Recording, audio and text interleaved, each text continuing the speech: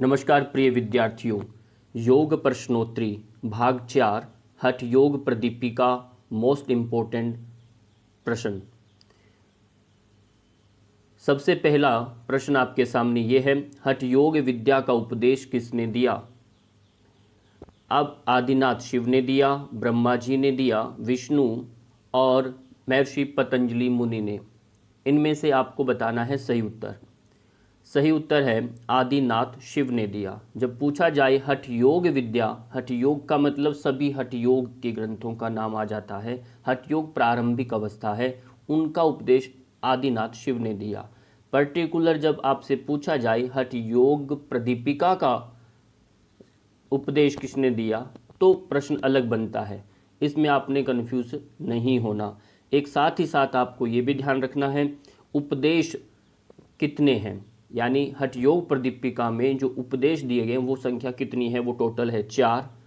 Examiner पूछ सकता है पहले उपदेश का नाम क्या है, तो उसमें ध्यान दीजिए आसन विधि कथन आता है।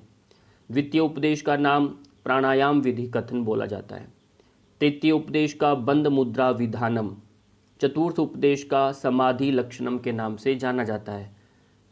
इनके उपदेश, इनको अध्यायों को यहाँ उपदेश बोला और इनकी संख्या भी आप याद कर सकते हैं, टोटल संख्या भी आप याद रख सकते हैं। तो ये डिपेंड करता है एग्जामिनर के ऊपर, वो किस तरह से प्रश्न पूछता है।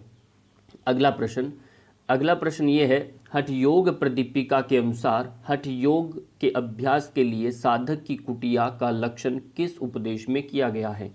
साधक की कुटिया पूछी गई है। उपदेश हमने जान लिया, 4 उपदेश होते हैं। उनमें से पहला उपदेश है, द्वितीय है, तृतीय है या चतुर्थ है। इन चारों में से किस उपदेश में बताइए। अब देखिए, थोड़ा सा ध्यान देना है। कुटिया यानी ये प्रारंभिक की बातें हैं, उसको कैसा तरह से रहना है, खाना है, निर्देश एकात्मक जो बातें हो रही है, ये प्रथम उपदेश में दी गई है। यानी सही उत्तर है इसका प्रथम उपदेश में दिया गया है ये उपदेश। तीसरा प्रश्न है आपके सामने, हठ योग का प्रथम अंग किसे स्वीकारा है? हठ योग में जैसे अष्टांग योग में 8 अंग है, इसी तरह हठ योग के अंदर भी 4 अंगों की बात कही गई है। उसमें यम है, नियम है, आसन है, प्राणायाम है। इनमें से आपको बताना है सही उत्तर कौन सा है। पहला अंग कौन सा है? वह है आपका आसन। आसन क्यों? अब इसमें भी कई प्रश्न पूछे जाते हैं। यदि एग्जामिनर पूछ सकता है हठ योग का प्रथम अंग, अभी जैसे पूछा आसन, दूसरा अंग कौन सा है? प्राणायाम, तीसरा बंद मुद्रा और चतुर्थ है नादानुसंधान। इस तरह से 4 अंगों को इसमें पूछा गया। इसे चतुरांग योग भी कहते हैं। अगला प्रश्न है, यम के उपांगों में श्रेष्ठ किसे माना गया है?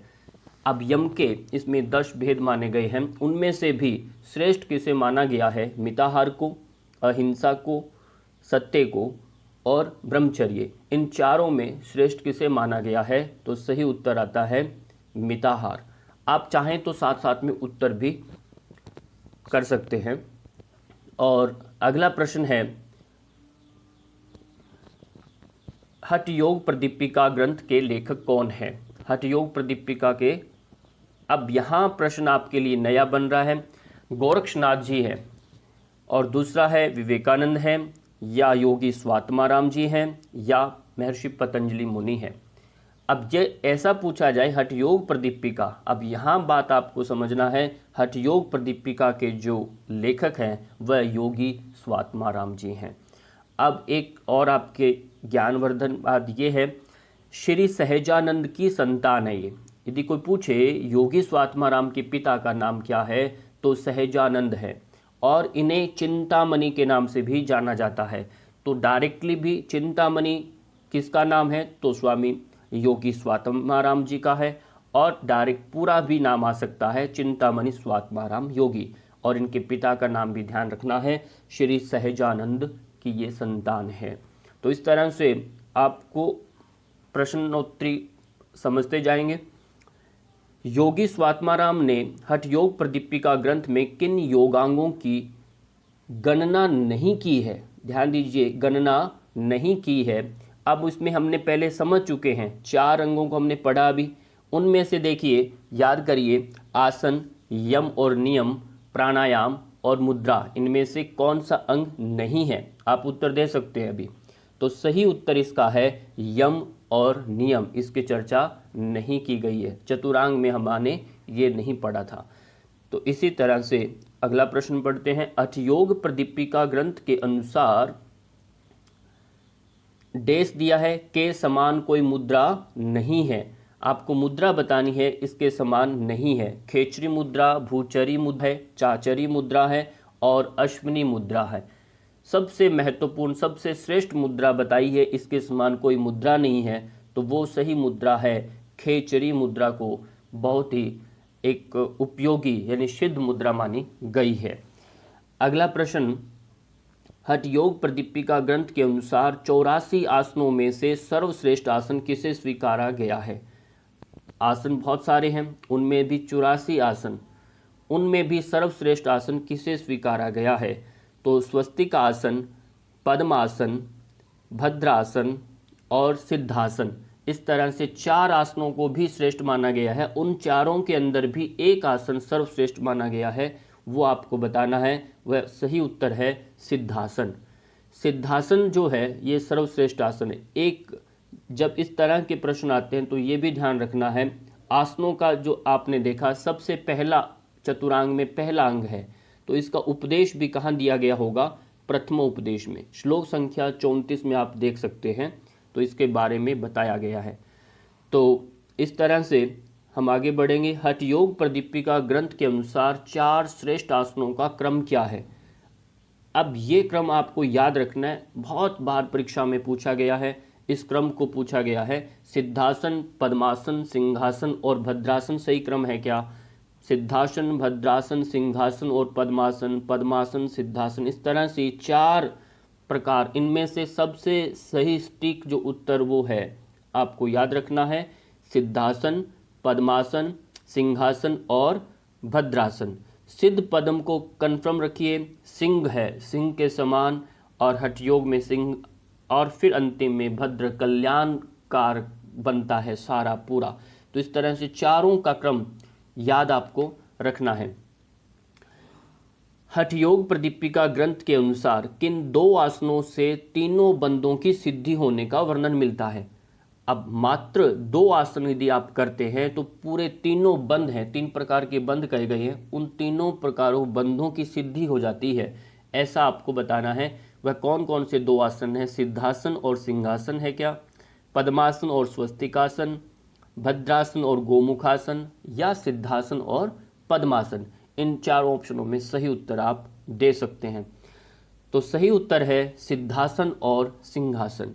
ये दोनों आसन ऐसे हैं जब हम ये करते हैं तो तीनों बंद स्वतः ही लगने लगते हैं और तीनों बंद सिद्ध होते हैं यदि आप करेंगे तो सिंहासन, सिंह गर्जना आप करते हैं तो पूरा मूलबंद से बाह्य कुंभक के साथ पूरा पेट पिचकना, गले से पूरा गर्दन आगे झुका करके जालंधर बंद की भांति आप अंतिम में श्वास बाहर छोड़कर रुकते हैं। तो ये पूर्ण तीनों बंद उसमें समाहित होते हैं और तीनों बंद इसमें सिद्ध होते हैं। तो ये आपको विशेष ध्यान रखना है और उसको जोड़ लेना, जैसे भी मैंने बताया।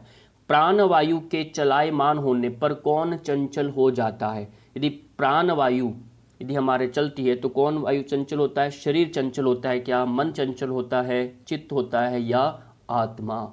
इन तीनों में, चारों में से ये प्रश्न बहुत इंपॉर्टेंट है।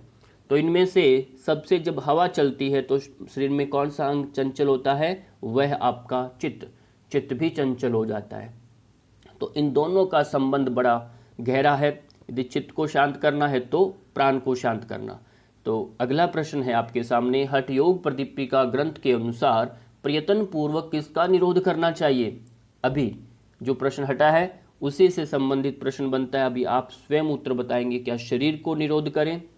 निरोध मीन्स नियंत्रण करें, मन को नियंत्रण करें, चित्त को करें, या फिर वायु को करें? यदि पूरे शरीर को कंट्रोल करना है तो सही उत्तर आप समझ गए होंगे। सही उत्तर है वायु को, यानी प्राण को यदि कंट्रोल करते हैं तो शरीर अपने आप, हमारा चित्त और मन अपने आप तीनों कंट्रोल में हो जाते हैं। तो ये बहुत इंपॉर्टेंट आपको मिला। अगला है, हठयोग प्रदीपिका ग्रंथ के अनुसार नाड़ी शुद्धि के अभ्यास से कितने महीने में सभी नाड़ियां शुद्ध हो जाती हैं? कोई पूछे तो ये आपका उत्तर इसमें देख सकते हैं, 2 महीने, 3 महीने के अंदर, 6 महीने के अंदर या 12 महीने लगते हैं? यदि नाड़ी शोधन करें यदि कंटिन्यू तो कितने महीने लगते हैं? सही उत्तर है 3 महीने। ये समय दिया है उस समय का जब यह हठयोग ग्रंथ लिखा गया था, हठयोग प्रदीपिका। आज के समय में अलग बात है। सारा ये खेल जो है आपकी श्रद्धा, आपकी निरंतर अभ्यास पर डिपेंड करता है, उस पर निर्भर होता है ये आपके कितने महीने लगते हैं। तो ये उस समय का है, अभी कितना है वो बात अलग है।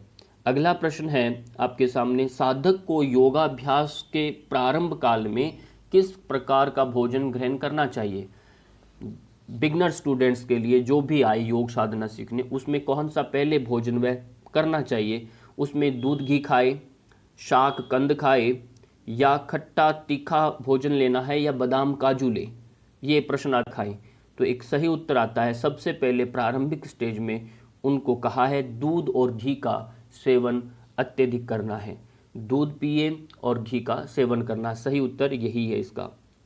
अगला प्रश्न है, गलत ढंग से यदि प्राणायाम व्यक्ति करता है तो उसमें क्या होता है, उसका दुष्प्रभाव क्या होता है हमारे शरीर पर?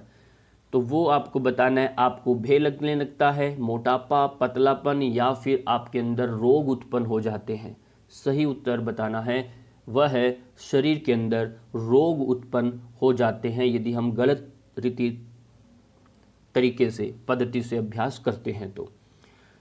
तो हठ योग प्रदीपिका ग्रंथ के अनुसार धोती जो कर्म करते हैं, धोती क्रिया है, कर्म बोला, कर्म के प्रभाव से कौन कौन से रोग नहीं होते यदि धोती क्रिया करते हैं? तो ये षट कर्मों का एक पार्ट है, आप जानते होंगे। उसमें पहला है काश, बोलते हैं खांसी और दमा को ठीक करता है, या कुष्ठ और प्लीहा एक रोग है, इसको ठीक करता है। 20 प्रकार के कफ रोग होते हैं शरीर में, उनको ठीक करता है, या सभी? ये जो उत्तर दिए तीनों ठीक है, इनमें सही उत्तर आपको बताना है। अब ये उपयुक्त तीनों सभी, अब ये विशेष ध्यान रखना, इसको तोड़ करके भी एग्जामिनर पूछ सकता है, एक एक को पूछ सकता है। अब एक साथ तीनों को आपको बता दिया, इसका जितने प्रभाव लाभ होते हैं। 317 नंबर प्रश्न। ये 300 क्यों बोला जा रहा है? क्योंकि प्रश्न संख्या भी 17 आप सोच रहे होंगे।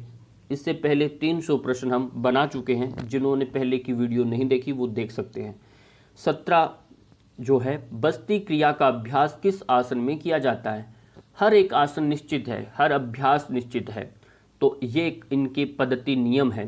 तो उत्कटासन में करना है, या पश्चिमोत्तान में करना है, शवासन में करना है, या फिर कागासन में करना है? ये प्रश्न बहुत बार आया है। तो सही उत्तर इसका होता है उत्कटासन में। उत्कटासन में बस्ती क्रिया का अभ्यास करना है।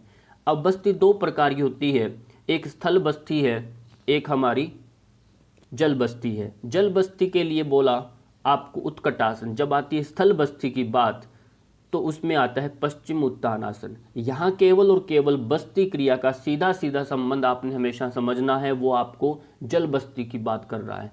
तो ये भी आपको विशेष ध्यान रखना है। ये प्रकार भेद जो हैं ये आपको और हठ योगों में मिलते हैं।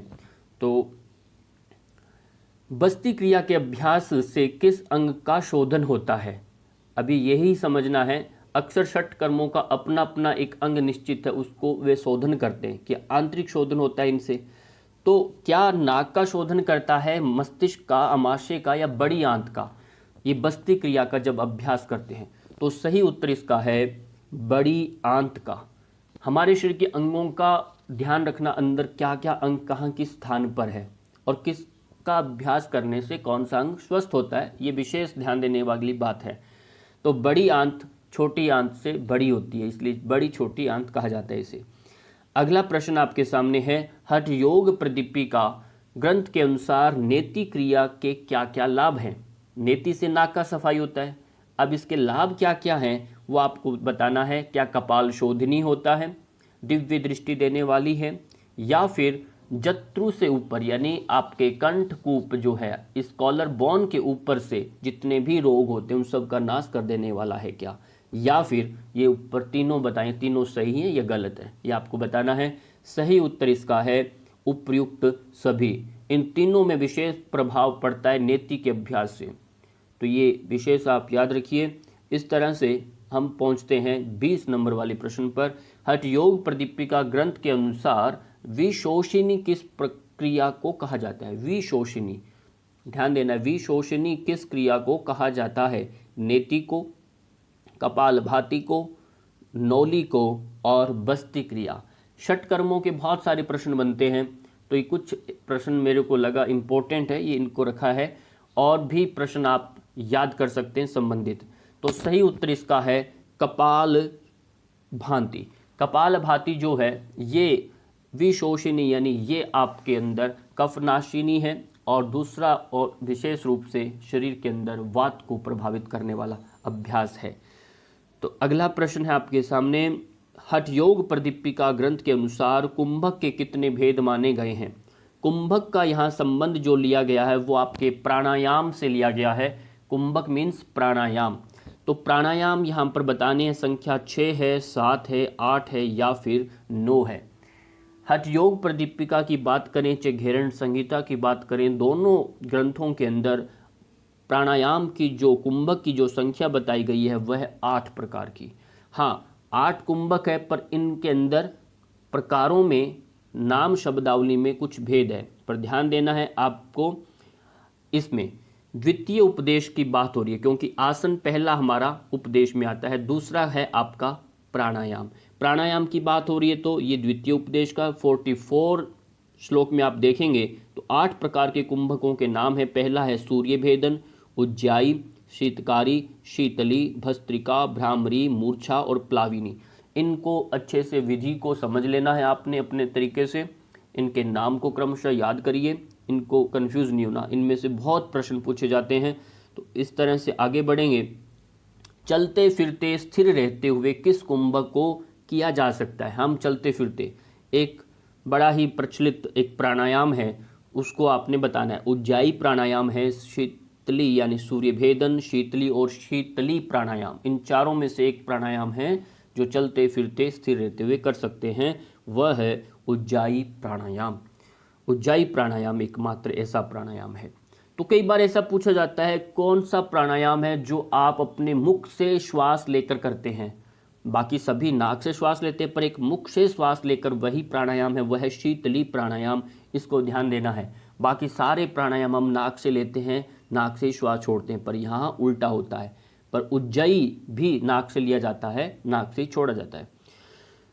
तो ये प्रश्न ध्यान देना है। ब्रह्म ग्रंथि, विष्णु ग्रंथि और रुद्र ग्रंथि किस नाड़ी में स्थित होती है? ये 3 प्रकार की ग्रंथियां हमारे शरीर के अंदर, और इनका 3 नाड़ियां विशेष, उसमें ईड़ा, पिंगला और गांधारी अंतिम में है सुषुम्ना। तो इन चारों में से किस में ये तीनों स्थित होती हैं? वह है आपका सही उत्तर सुषुम्ना नाड़ी के अंदर ये तीनों स्थित होती हैं। 24 नंबर प्रश्न पर आता है, मूर्छा कुंभक में कौन सा बंद लगाया जाता है? मूर्छा एक कुंभक है, जो अभी हमने 8 कुंभक पढ़े थे उनमें से एक कुंभक यानी एक प्राणायाम मूर्छा था। अब बंद का भी संबंध पूछा जा रहा है। इस तरह से मैंने कहा बहुत सारे प्रश्न बनेंगे अंदर, आपको एक एक उनको पढ़ लेना है। मूल बंद, उड्डयन बंद, जालंधर बंद या फिर ये तीनों बंद एक साथ लगते हैं क्या? तीनों बंद एक साथ लगते हैं, यानी उपयुक्त सभी। ये सही उत्तर हमारा रहेगा कि तीनों बंद जब मूर्छा कुंभक करते हैं तीनों एक साथ लगते हैं। बार बार इसको सुनना है, बार बार पढ़ना है और साथ में पुस्तक लेकर पढ़ना है, जिससे और भी कंठस्थ अच्छे से क्रॉस चेकिंग भी कर सकते हैं। हो सकता है कुछ प्रश्नों में मेरे से भी त्रुटि हो सकती है। संपूर्ण योग तंत्र ग्रंथों का आधार किसे माना गया है? संपूर्ण योग तंत्र का आधार किसे माना गया है? आसन, मुद्रा, प्राणायाम और कुंडलिनी को। ये सारे योग तंत्र, जब तंत्र शब्द संबंध में आ जाए तो आप तुरंत समझ जाना है तंत्रों में कुंडलिनी के ऊपर विशेष जोर दिया गया है। कुंडलिनी जागरण के उद्देश्य से सारे योग तंत्र ग्रंथों का आविष्कार यानी उनको बनाने का मेन उद्देश्य रहा है। तो ये प्रश्न ध्यान रखना है कुंडलिनी के लिए। अगला है प्रश्न, हठ योग प्रदीपिका ग्रंथ के अनुसार कितनी मुद्राएं जरा मरण को नष्ट करने वाली होती हैं? अब मुद्राएं टोटल पूछी हैं, कितनी मुद्राएं हैं? 10, 11, 25 और 14। इनमें से एक संख्या है सही, वह है 10 मुद्राएं। 10 मुद्राएं हैं जो इन सब को ठीक करती है। अब 10 मुद्राओं का, अब ध्यान दीजिए, 4 उपदेश में पहला आसन, फिर प्राणायाम, फिर तीसरा कौन सा आ गया, अब जिसमें बंद और मुद्राओं का प्रकरण है चतुर्थ उपदेश में। ये तृतीय उपदेश का 6 और 7 नंबर श्लोक में आप देखेंगे ये 10 प्रकार की इसमें मुद्राएं हैं। कुछ इसमें आपको बंद नजर आएंगे, बंद और मुद्राएं एक साथ काउंट की गई है। तो यहाँ महामुद्रा, महाबंद, महावेद, खेचरी, उद्यान और मूलबंद, जालंध्र बंद, विपरीत करणी, वज्रोली, शक्ति चालन, इनको भी कंठस्थ याद कर लीजिए। अभी संख्या पूछी है एग्जामिनर, इनमें से भी कोई मुद्रा पूछ करके रॉन्ग पूछ सकता है, गलत कौन सा है जो इसमें नहीं है। तो इसलिए मुझे लगा इसमें आपको सामने रखना चाहिए, ये रखा, आप इसको याद करिए। अब प्रश्न आपके आगे है, रत्नों की पिटारी के समान गुप्त रखने योग्य क्या है। जैसे हम रत्नों को छुपा करके जैसे सुरक्षित रखते हैं चोर बाहर से भेद के कारण, मुद्राएं, प्राणायाम, षटकर्म या फिर आसन, किसको रखें छुपा करके, ऐसा कौन सा गोपनीय है। तो वो कहा कि मुद्राएं ही हैं जिन्हें हमें गोपनीय रखना चाहिए, प्रदर्शन नहीं करना चाहिए। मुद्रायाम स्थैर्यम, स्थिरता लाने का कार्य करता है ये भी ध्यान रखिए। और अगला 28 नंबर का प्रश्न है, हठ योग प्रदीपिका ग्रंथ के अनुसार खेचरी मुद्रा के अभ्यास में छेदन क्रिया कितने दिन में करनी चाहिए। छेदन खेचरी मुद्रा है, जीवा को उल्टा फोल्ड करके हम तालु के लगाते हैं, तो जीवा नीचे जहाँ जिससे संपर्क में रहती है, एक मांस का एक बिल्कुल तार सा बंधा रहता है, जो कहा है जब रेगुलर आप करते हैं तो उसको कितने दिन के बाद छेदन करना, छेदन उसको काटने के लिए कहा, तो 7वें दिन करें, 10वें दिन, 13वें दिन या 16वें दिन, तो उसका छेदन करना। फिर किया, फिर बीच में ब्रेक किया, फिर कितने दिन के बाद करें, तो ये एक प्रक्रिया बताई गई है हठ योगियों के लिए। तो उसमें सही उत्तर इसका है वह है 7वें दिन छेदन करना चाहिए। तो ये भी एक प्रश्न है, बनता है, अच्छा प्रश्न है। 29 नंबर प्रश्न में आता है, खेचरी मुद्रा के अभ्यासी को क्या क्या नहीं होता। यदि आप रेगुलर खेचरी मुद्रा का अभ्यास करते हैं तो क्या नहीं होता। वह रोग और मृत्यु नहीं आती उसे, तंद्रा और निद्रा नहीं आती क्या, क्षुधा और मूर्छा, और अंतिम है उपर्युक्त सभी, ये सब प्रकार के दोष क्या उसको नहीं सताते। हाँ, सही उत्तर इसका यही है कि उपर्युक्त सभी, न उसको रोग, मृत्यु, तंद्रा, निद्रा, क्षुधा यानी भूख, प्यास और मूर्छा, ये सब चारों 6 जो प्रकार बताए हैं ये सब उसको नहीं सताते। 30 नंबर प्रश्न है, 16 दल वाले कमल का संबंध किस मुद्रा से माना गया है। 16 दल, तो हमारे 16 दल हैं। 16 दल हमारे कहाँ हैं, शरीर के अंदर 6 चक्कर हैं, 6 चक्रों के अपने अपने दलों की संख्या दी गई है। मूलाधार में 4 हैं, इस तरह से 6 हैं, ऊपर मणिपुर में 10 है, ये सब में अपनी अपनी संख्या दी है। 16 दल भी है। अब ये संबंध बताना है किस मुद्रा से है, वो सही उत्तर आपका क्या है, खेचरी, उन्मनी, महाभेद, महामुद्रा। सही उत्तर है खेचरी मुद्रा। कौन सी, खेचरी। खेचरी मुद्रा जैसे आप लगाते हैं तालु के, तो इसमें 16 कमल, 16 दल वाला जो कमल है वो इससे प्रभावित होता है, वो इसके साथ इसका संबंध बताना है आपको। हठ योग प्रदीपिका ग्रंथ के अनुसार मृत्यु रूपी हाथी के लिए सिंह के समान कौन सा बंध है। हमने जाना बंध 3 प्रकार के, मेन बंध और चौथा एक महाबंध बनता है, इन तीनों को मिलाते हैं तब। तो जालंधर बंध, उद्यान बंध, मूल बंध या फिर महाबंध, यानी तीनों को एक साथ करते हैं कौन सा बंध बनता है, वह है महाबंध। अब इनमें से सबसे इंपॉर्टेंट जो बंध माना गया है वह है उद्यान बंध। उद्यान बंध जब लगाते हैं तो ये सिंह के समान मृत्यु को हरा देता है, यानी हाथी रूपी जो सिंह भारी इतना, उससे भी हरा देता है। तो ये ध्यान रखना है, मूल बंध न होकर उद्यान बंध सर्वश्रेष्ठ बंध माना जाता है हठ योग प्रदीपिका के अनुसार।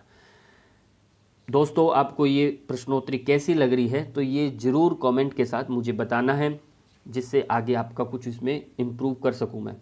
नेक्स्ट प्रश्न आपके सामने है, किस बंध को 16 आधारों का बंधन करता कहा गया है।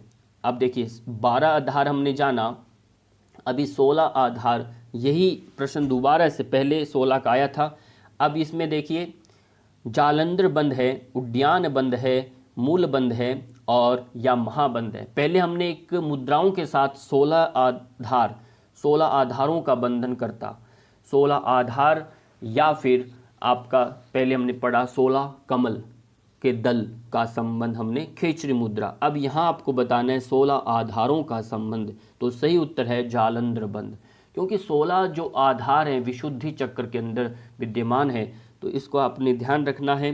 तो ये जालंधर बंध, विशुद्धि चक्र, ये इस खेचरी, जालंधर और इनसे संबंधित ये प्रश्न बनता है। बिंदु का नाम दिया है वीर्य, जो शक्ति हमारी होती है उससे बिंदु कहा। धारण करने से योगी के शरीर में पैदा होती है, क्या पैदा होती है? सुगंध पैदा होती है, उष्णता, शीतलता या फिर दुर्गंध। इनमें से क्या उत्पन्न होता है? सही उत्तर है सुगंध। स्वाभाविक है, शक्ति शरीर में होगा, शरीर में प्रफुल्लता रहेगी, प्रसन्नता रहेगी, शरीर में गंध कौन सी रहेगी? सुगंध रहेगी। जब नहीं होता तो क्या है? शरीर सड़ने लगता है, जीवित नहीं होता तो दुर्गंध होती है। तो सही उत्तर आप समझ गए होंगे, सुगंध। सुगंध इसका सही उत्तर है।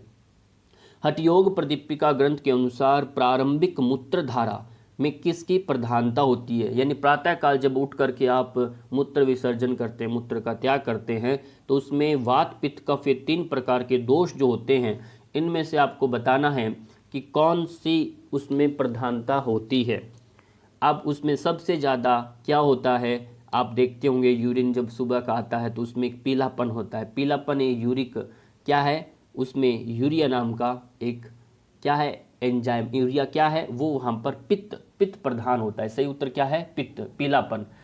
जो पित्त जो है वो उसमें प्रधान रहता है। इस तरह से प्रश्न और भी बनते हैं।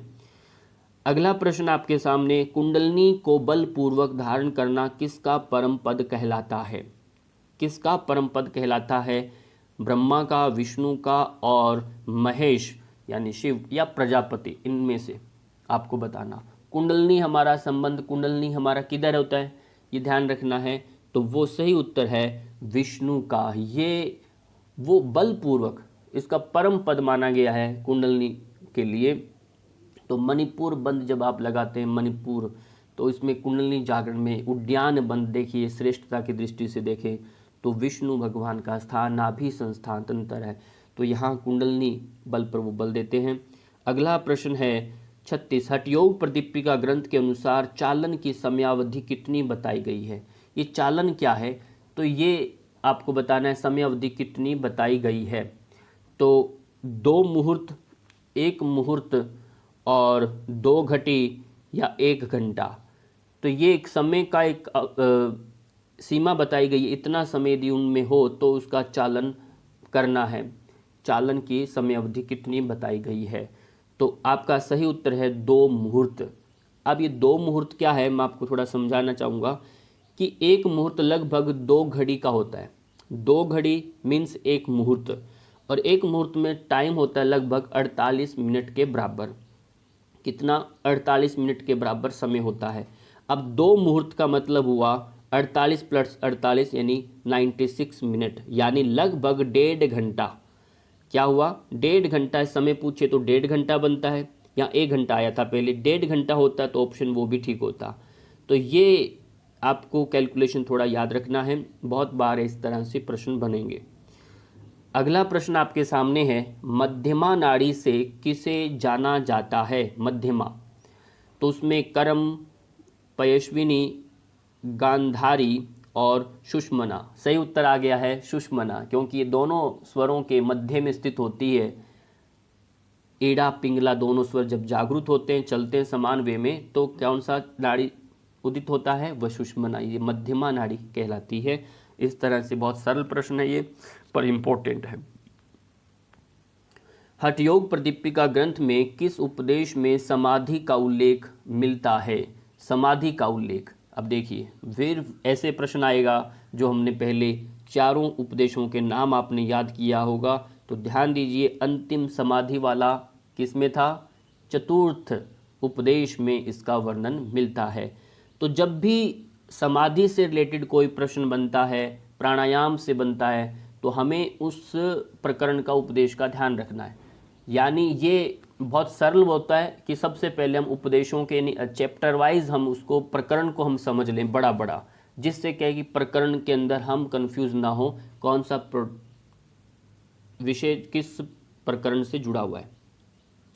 अगला प्रश्न है, आत्मा और मन की एक रूपता को क्या कहा जाता है? आत्मा और मन की एक रूपता यदि होती है तो उसे क्या कहते हैं? भक्ति कहते हैं, मुक्ति, शक्ति या फिर समाधि के नाम से जानते हैं। जब दोनों एक रूप हो जाए, आत्मा और मन, आत्मा और मन, मन यानी संसार और आत्मा एक समान जब जुड़ जाते हैं तो कौन सी अवस्था बनती है? वह है समाधि अवस्था।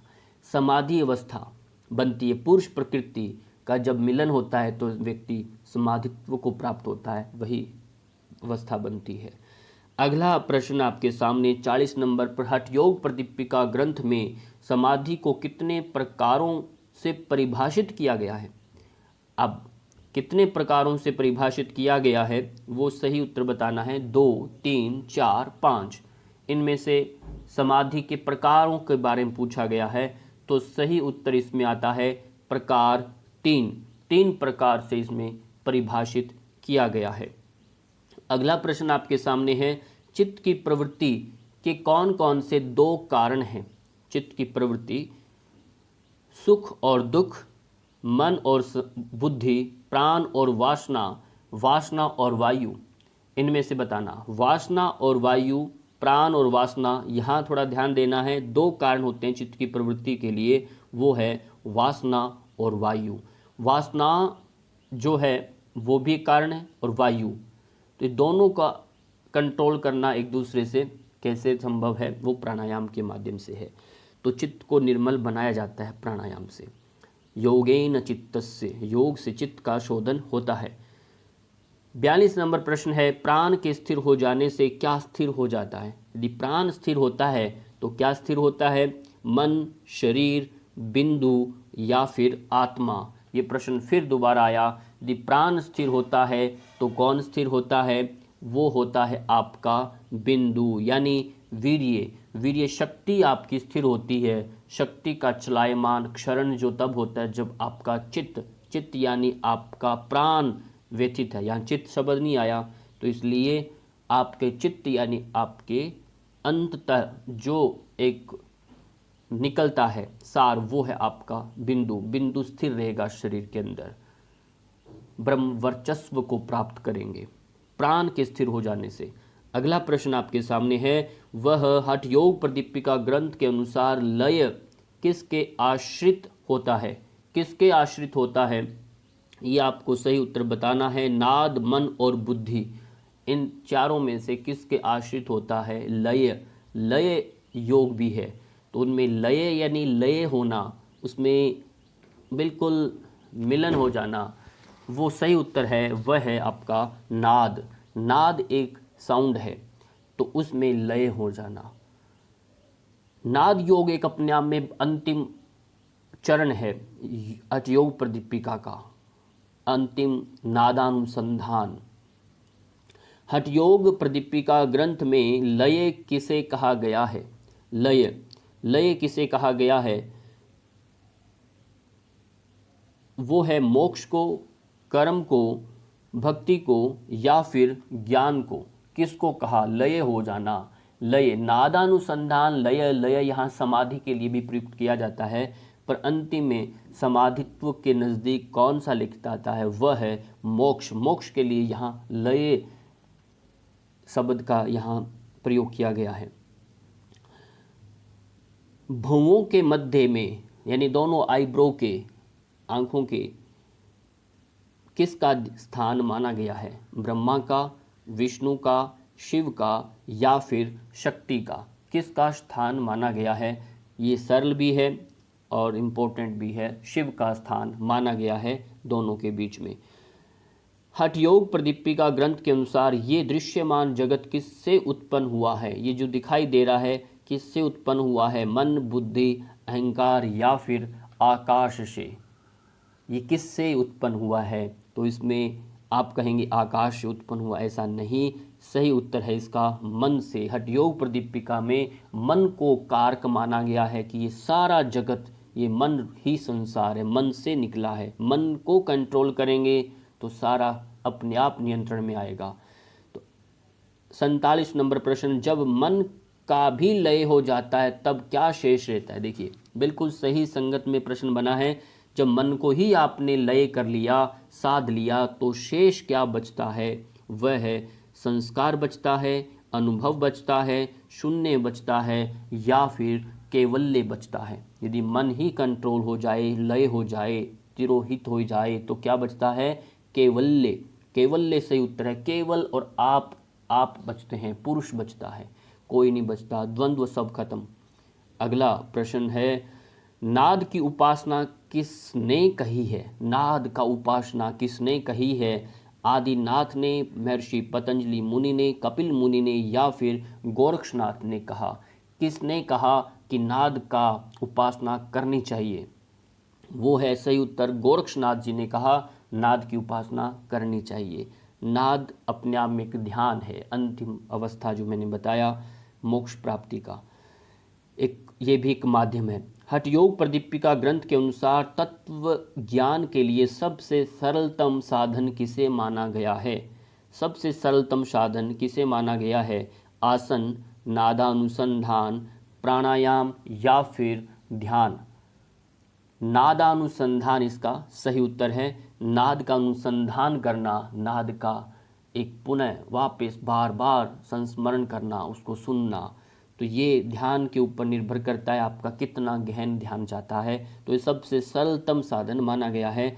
और लय के 1.25 करोड़ साधनों में, देखो 1.25 करोड़ साधनों में सबसे मुख्य किसे माना गया है?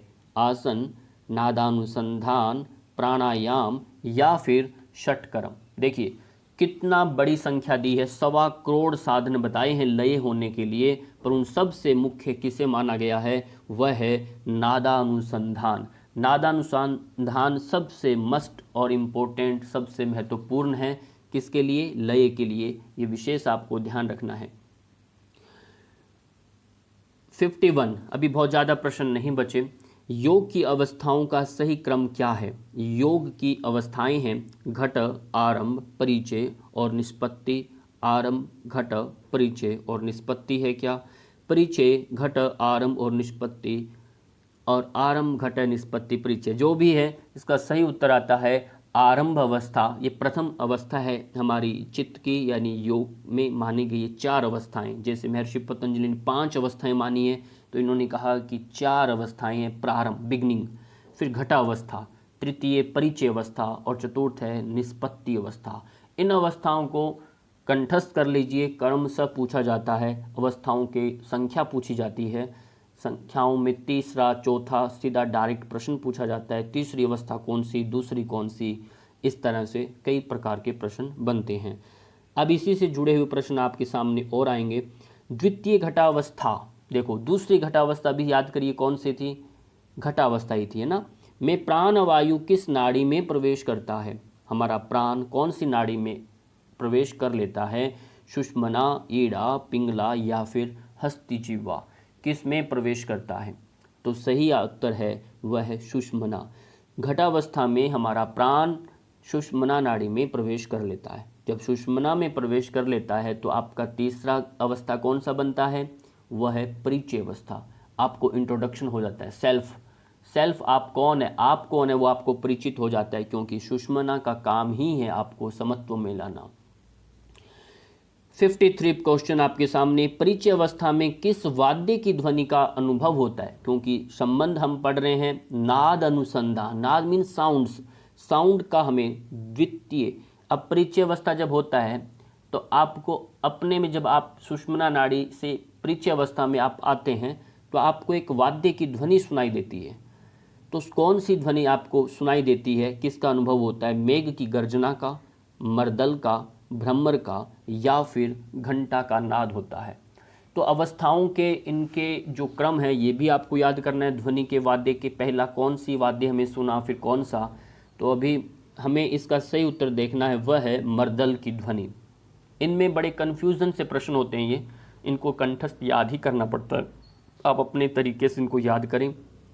मर्दल की ध्वनि ये हमें सबसे पहले परिचय अवस्था में सुनाई देती है। अगला प्रश्न आता है, परिचय अवस्था में किस ग्रंथि का भेदन होता है? अब ने पहले जाना था 3 प्रकार की ग्रंथियाँ हमने पढ़ी थी हमारे शरीर में, ब्रह्म ग्रंथि, विष्णु ग्रंथि, रुद्र ग्रंथि, या फिर इन तीनों का भेदन होता है। यानी परिचय अवस्था जब होता है तो हमारे शरीर के अंदर एक ग्रंथि है रुद्र ग्रंथि, जो हमारी आंखों के इधर गले के अंदर कंठकूप में रहती है, तो इसका भेदन होता है कौन सी ग्रंथि? रुद्र ग्रंथि। ये ध्यान देना है परिचय अवस्था में। और निष्पत्ति अवस्था जो चतुर्थ अवस्था है, चारों अवस्थाओं में, निष्पत्ति अवस्था में योगी को किसकी ध्वनि सुनाई पड़ती है? जैसे द्वितीय में पूछा था हमने, परिचय अवस्था में वहाँ मर्दल की ध्वनि, अब यहाँ किसकी सुनाई पड़ती है? मेघ गर्जना, मर्दल, भ्रमर या फिर वीणा की। आपको बता दें ये जो चारों अवस्थाएं, ये स्टेजेस हैं, ये आपकी मेडिटेशन की स्टेजेस हैं। इस प्रोसेस से हम जाते हैं और हर स्टेज में एक अचीवमेंट होता है, वो आपके ध्वनि नाद के रूप में लिया गया है। कौन सा नाद कौन से अवस्था में आपको साउंड फील करेंगे। तो यहाँ इन चारों में सही उत्तर आता है, वह है वीणा। वीणा एक वाद्य है जो सरस्वती के हाथ में वीणा देखते हैं, माता सरस्वती के। तो वीणा की ध्वनि जो नाद है वो आपको सुनाई देता है कब? निष्पत्ति अवस्था, ये चतुर्थ अवस्था आपकी। 56, हम 60 प्रश्न पढ़ेंगे इसी वीडियो में।